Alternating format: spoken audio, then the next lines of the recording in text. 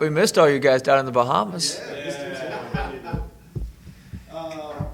What can we expect from Princeton? And do you learn for your days at Harvard playing an Ivy League team? Well, Princeton's obviously very good. They've got 5 guys who shoot over 40% from 3. They have one of the most efficient three-point shooters in the country, Devin Kennedy. Very good player. They returned 99% of their scoring from last year off a team that went 22-7 and went 12-2 in the Ivy League, which usually wins the league, but Yale went 13-1 and won the league. And then obviously beat Baylor in the NCAA tournament. They returned 99% of their scoring, and they add back a kid who they had hurt, Hans Brassi, their big center. He was hurt last year. So they add him back to that team. So they're a very, very good team. It'll be a big test for us. They're very well-schooled in how they play. They do what they do. They're physical on defense. They start a bunch of guys that are 6'3", 6'4", and they can just switch 1 through 4. Then they've got some big guys. So it'll be a big challenge, and it's got major tournament implications for us on the line. We need to make sure that we're ready to go. Are they like the Princeton of old? They're good, yeah. I mean, they're good enough. The Ivy League's changing a little bit. They're going to the little 4-team tournament, so anything can happen in the 14 tournament, especially when it's the top 4 teams. It'll be Princeton, Yale, Harvard, and I assume whoever. I don't know who the 4th place team will be, but those 3 will probably be in there. And they're good enough to get to the tournament and win some games, which is what Princeton's done in the past. But yeah, they're certainly good enough to. They're an NCAA tournament team, and they finished 39th in the RPI last year. But on Selection Sunday, they were 29 in the RPI. So they're a very, very good team. What did you learn about your team down in the Bahamas? On the plus side, we prepared really well. Like, our guys prepared well for each game. They were serious. They did a really, really nice job. There were guys watching film on their own in the room. I think they took it as a business trip and acted as such. I talked to our guys about it yesterday. We got to get better rebounding the ball. We got out rebounded all 3 games down there, which is not something that's real conducive to winning. That's an area of emphasis for us. Our post players have got to make better decisions. We're turning the ball over way too much. We've got 6 assists and 24 turnovers between our 2 centers, and we need to get their turnover rate way down. So we've talked about that, but that's not all on them. Our guards don't move well enough once they throw the ball in either. It's a combination of the post not making great decisions sometimes, and then also our guards not doing their cutting like they're supposed to give our guys room. And I feel like our free throw differential is going to come back and bite us. We're fouling too much, and then we're not getting to the foul line enough. We're in the negative free throw differential too often, and so those are areas we got to improve on. Our rebounding's got to get better. We've got to, when we feed the post, we got to make more positive plays. Whether it's kicking it out and reposting, kicking it out and driving it, but we have to make more positive plays when we feed the post, and then certainly we need to get to the line more and we need to foul less. I think if we can clean up those 3 areas, we've got a chance to be a pretty good team. And our guys have been good all year. They've addressed the areas. We've kind of got most of the turnover stuff, cleaned up. Our point guards played really, really well down there, and it was overall it was a good trip. We're in the midst of a very tough stretch. We played Big 12, Big East, SEC. Now we got Princeton, who will be a top 50 team, and then.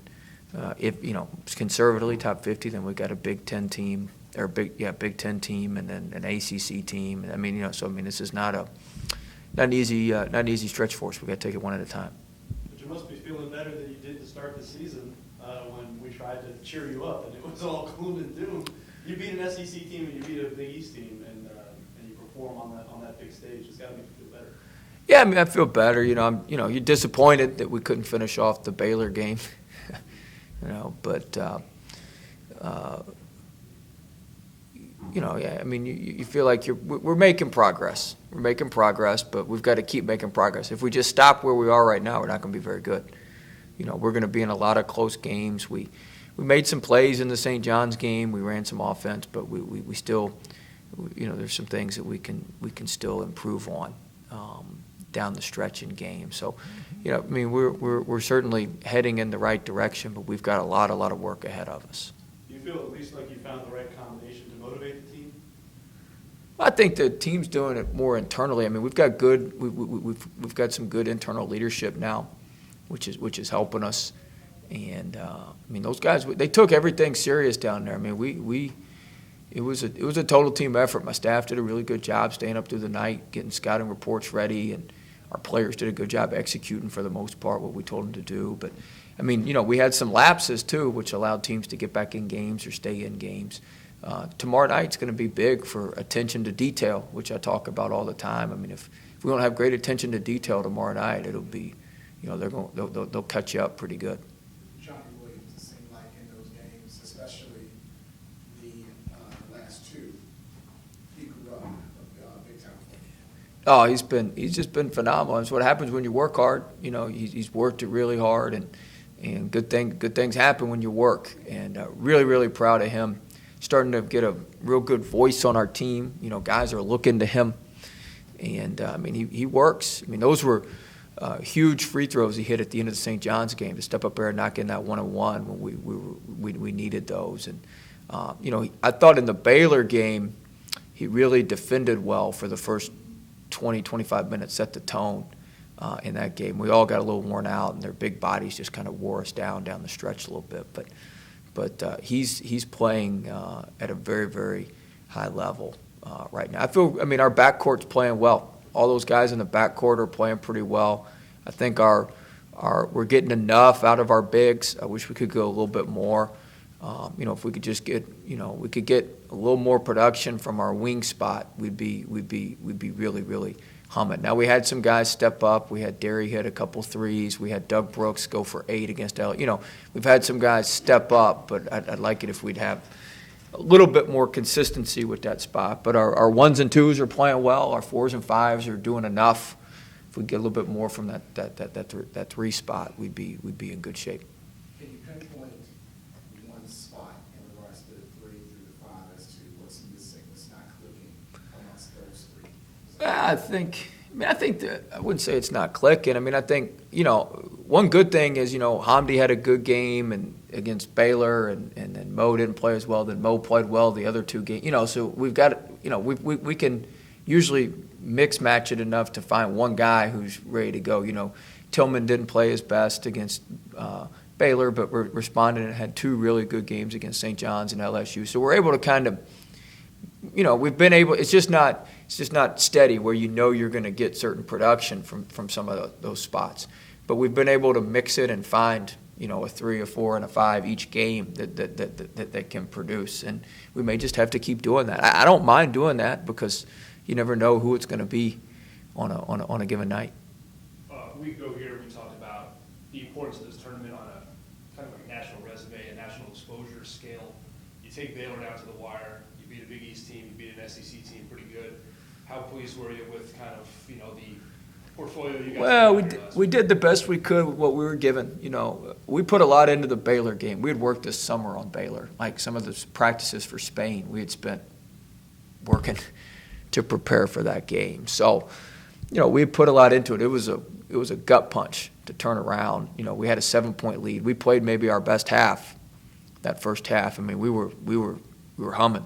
We were guarding. We got off to a bad start. We lost the tip, and they laid it in. And it wasn't like we got off to a good start. We were down 8-3.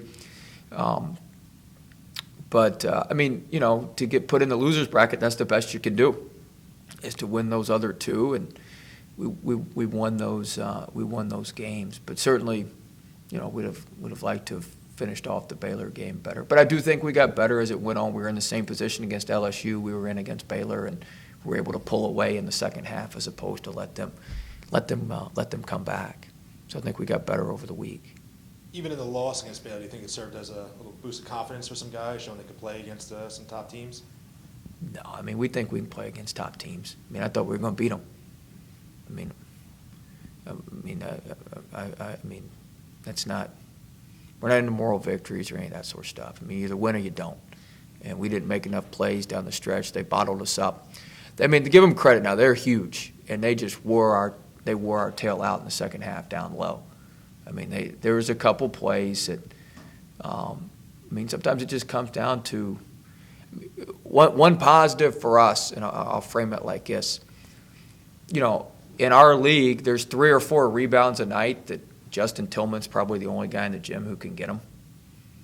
And there was 3 or 4 rebounds in that game that Motley was the only guy in the gym who could get them. I mean, that's just, I mean, at the end of the day, sometimes it's that simple.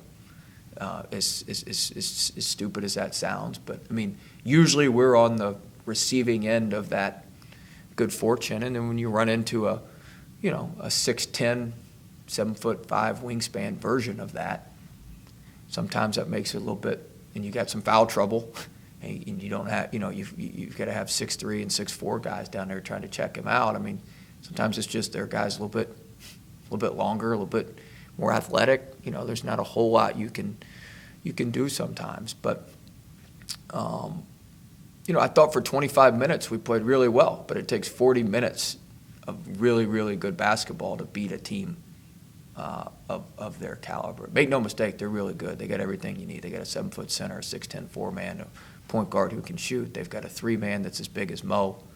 I mean, he's huge. Wainwright. They've got Freeman, who's a 40% three-point shooter at the 2. They bring in guys off the bench. I mean, they like Noah's Ark, man. They got a little bit of everything on there on their roster. Everyone else their scouting report though, because you see what Louisville did to Motley in the final. It was like this guy's not going to beat them. Did you see Motley on Michigan State? He didn't give Michigan State a scouting report. He had 26 on them. We got him going. He started feeling good about himself. Got him going. He's going to be a good player. He's going to be an NBA player. He's a good player. He'll be a late first, second round draft pick probably. He's a first team All Big 12 post player. But give Baylor credit. Now they developed him. He's a 3-star kid. He had an offer from Richmond. His offers were like Richmond and somebody else in Baylor, and obviously he chose Baylor. But I mean, he wasn't like somebody. They didn't win like some highly, some prize fight to get him. I mean, they developed him. They redshirted him, I believe, and developed him, and he's turned into a and he grew a little bit, and he's turned into a really good player. They're a good team. They're a good team. I mean, obviously they beat Oregon. They won the tournament. They got Xavier, I think, coming up. I mean, they're a good team. They do what they do. They're well coached. Coach Drew does a good job, and we just didn't have enough. We didn't have enough in the tank those last 15 minutes. Disappointing. Were the guys able to get out a little bit and explore Atlantis? And did you see the ocean at all? I ran every morning, so there's a little path along the ocean, so I ran on the path every morning. Our guys got a little bit of time. When did we get down there? Monday night? Yeah. So Tuesday afternoon, after we had our practice and media and all that, they had a couple hours where they went around and looked at everything or whatever there is to do there. So they enjoyed it. Chris had a good time. Chris, You could quite the tourism speech for Atlantis there. I mean, it's a great place. There's all sorts of stuff. I just, we didn't have a whole lot of time to partake in all of that. I mean, it's a massive property now, absolutely massive. Got everything you could want. Good restaurants.